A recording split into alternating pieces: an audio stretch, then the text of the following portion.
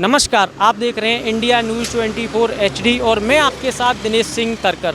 आज हम हैं कान्हा की नगरी गोकुल गांव के समीप, यानी कि हम गोकुल बैराज पर हैं और आज हम जाने वाले हैं पुरानी गोकुल, जो कि चिंताहरण महादेव मंदिर जो है वो वहाँ पे स्थित है। पुरानी गोकुल में कृष्णकालीन एक शिवालय है यमुना तट के स्थित, जिन्हें बाबा चिंताहरण महादेव के नाम से लोग जानते हैं। विश्वविख्यात एक मंदिर है। वहाँ पे आज हम आपको कराएंगे बाबा चिंताहरण महादेव की भस्म श्रृंगार संध्या आरती के दर्शन और बताएंगे वहाँ का प्राचीन जो महत्व है वो आप सभी भक्तों तक पहुँचाने का एक प्रयास करेंगे। एक लोटा जल आपकी सभी चिंताओं से दिला सकता है मुक्ति। जी हाँ, आपने सही सुना। आज हम आपको कान्हा की नगरी मथुरा के यमुना तट स्थित श्री चिंताहरण महादेव के दर्शन कराएंगे, जो भक्तों की चिंता हरने को ब्रजधाम में श्री चिंताहरण महादेव के नाम से विश्व विख्यात हैं, जहां एक लोटा जल चढ़ाने से 1108 शिवलिंगों पर जल चढ़ाने का भी फल प्राप्त होता है। यमुना के तट पर स्थित कृष्णकालीन यह शिवालय काफी सिद्ध माना जाता है। मान्यता है कि एक बार जो भी व्यक्ति श्रद्धा के साथ चिंताहरण महादेव जी के दर्शन कर लेता है, उसकी सभी चिंताएं दूर हो जाती हैं। मथुरा जिला मुख्यालय से लगभग 20 किलोमीटर की दूरी पर है भगवान शिव का वो स्थान, जहां एक लोटा जल चढ़ाने से 1108 शिवलिंगों पर जल चढ़ाने का फल प्राप्त होता है। यह भगवान शिव चिंताहरण महादेव के रूप में विराजमान है। मान्यता है कि भगवान कृष्ण ने 7 वर्ष की आयु में मिट्टी खाई थी, तो माँ यशोदा घबरा गई और कृष्ण से मिट्टी को मुंह से निकालने को कहा। जब भगवान कृष्ण ने अपना मुंह खोला तो पूरे ब्रह्मांड के दर्शन माँ यशोदा को हो गए थे, जिसके बाद माँ यशोदा घबरा गई और भगवान शिव को पुकारने लगी। तभी उनकी पुकार सुनकर भगवान शिव यहाँ प्रकट हो गए, जिसके बाद यशोदा मैया ने यमुना के एक लोटा जल से भगवान शिव का जलाभिषेक किया।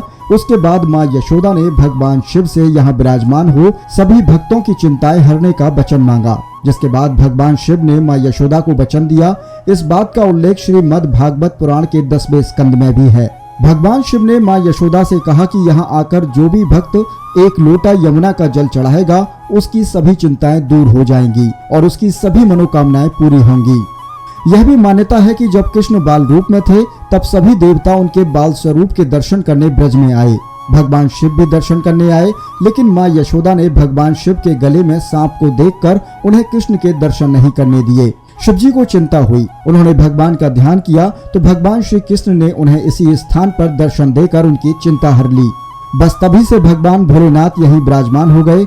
इसका उल्लेख गर्ग संहिता और शिव महापुराण में भी मिलता है। बाबा चिंताहरण महादेव मंदिर का भस्म श्रृंगार संध्या आरती का भी विशेष महत्व है। ऐसी मान्यता है कि बाबा चिंताहरण महादेव भस्म श्रृंगार संध्या आरती में यहाँ साक्षात दर्शन को आते हैं और बाबा के गण भी आरती करते हैं। जो भी भक्त सच्चे भाव से बाबा चिंताहरण महादेव के भस्म श्रृंगार संध्या आरती दर्शन करने आते हैं, उन्हें सभी चिंताओं से मुक्ति मिल जाती है। आइए आज बाबा चिंताहरण महादेव पुरानी गोकुल महावन की भस्म श्रृंगार संध्या आरती के आप सभी भक्त जनों को कराएंगे दुर्लभ दर्शन और जानेंगे श्री चिंताहरण महादेव मंदिर के बारे में वहां के पुजारी आचार्य अनिल पांडे जी से बाबा चिंताहरण महादेव मंदिर का महत्व। एक लोटा जल चढ़ाने से मिलेगा 1108 शिवलिंग पर जल चढ़ाने का फल। जी हाँ, आपने सही सुना।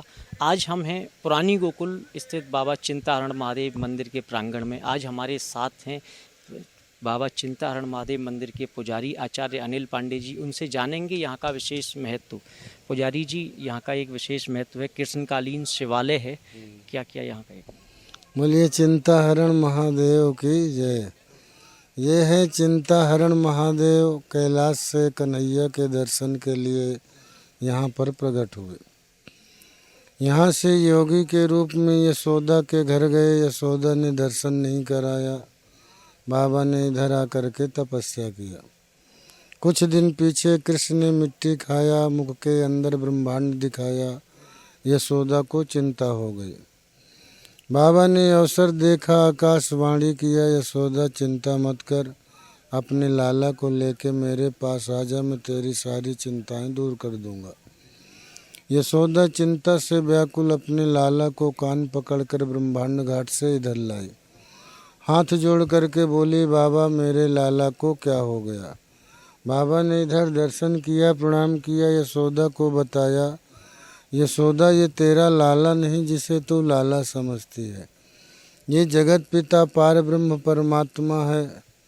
इसके दर्शन के लिए मैं स्वयं शिव कैलाश से आया हूँ। तेरे घर गया तूने दर्शन नहीं कराया, इसलिए ये मायापति तुझे माया मोह में डालकर चिंता देकर मुझे दर्शन देने आया है।